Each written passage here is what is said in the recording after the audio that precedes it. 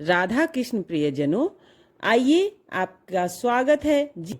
बैठिए। आज की कहानी है सत्यवादी राजा हरिश्चंद्र के बारे में।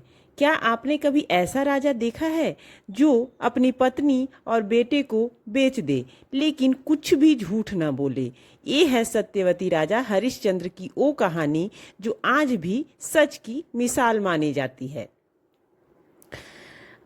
बहुत समय पहले की बात है। अयोध्या में एक सत्यवादी राजा राज करते थे। उनका नाम था हरिश्चंद्र। वे इतने सच्चे थे कि उन्होंने कभी झूठ नहीं बोला। प्रजा उन्हें ईश्वर समान मानती थी। हरिश्चंद्र सूर्यवंश के महान राजा थे। उसी वंश से भगवान राम भी हुए। उनके राजगुरु थे वशिष्ठ ऋषि, जो उन्हें धर्म और सत्य का पाठ पढ़ाते थे। उनकी पत्नी का नाम था रानी तारा, जो हर कठिनाई में उनके साथ रही।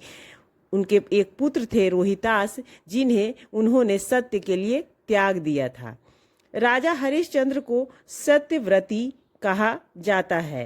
राजा की सत्यनिष्ठा की परीक्षा लेने के लिए महर्षि विश्वामित्र आए। उन्होंने राजा से वचन लिया कि वह उन्हें दान देंगे और फिर मांग लिया उनसे उनका पूरा राज्य।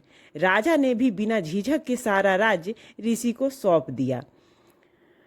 राजा रानी तारा और पुत्र रोहितास के साथ वन में चले गए। ऋषि ने दान में दिया हुआ धन भी मांग लिया। राजा के पास कुछ भी नहीं बचा। राजा को ऋषि को वचन पूरा करने के लिए धन चाहिए था। उन्होंने अपनी पत्नी को ब्राह्मण के घर नौकरानी और अपने बेटे को उन्हीं के साथ भेज दिया। खुद हरिश्चंद्र एक शमशान में चंडाल के यहाँ नौकरी करने लगे।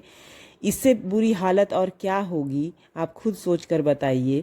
एक दिन उनका ही बेटा सर्पदंश से, सर्प के काटने से मर गया। रानी बेटे का शव लेकर शमशान आई और हरिश्चंद्र से याचना करने लगी, लेकिन हरिश्चंद्र ने पहचानने के बावजूद नियम अनुसार शुल्क मांगा।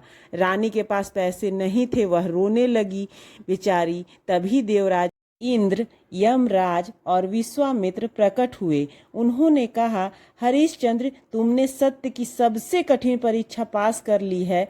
राजा को उसका राज्य लौटा दिया, मृत पुत्र को भी जीवन मिल गया और हरिश्चंद्र को स्वर्ग का द्वार मिला, क्योंकि उन्होंने हर परिस्थिति में सत्य का साथ नहीं छोड़ा और उनकी पत्नी भी उनके साथ रही। इसलिए कहा जाता है कि उनसे ज़्यादा सच बोलने वाला इस युग में कोई भी पैदा नहीं हुआ है। इसलिए सत्य की राह कठिन तो हो सकती है, होती ही है, लेकिन सत्य की ही अंत में जीत भी होती है। यह कहानी अगर आपको अच्छी ही लगी होगी तो इसलिए चैनल को सब्सक्राइब कीजिए और एक लाइक कर दीजिए। तब तक के लिए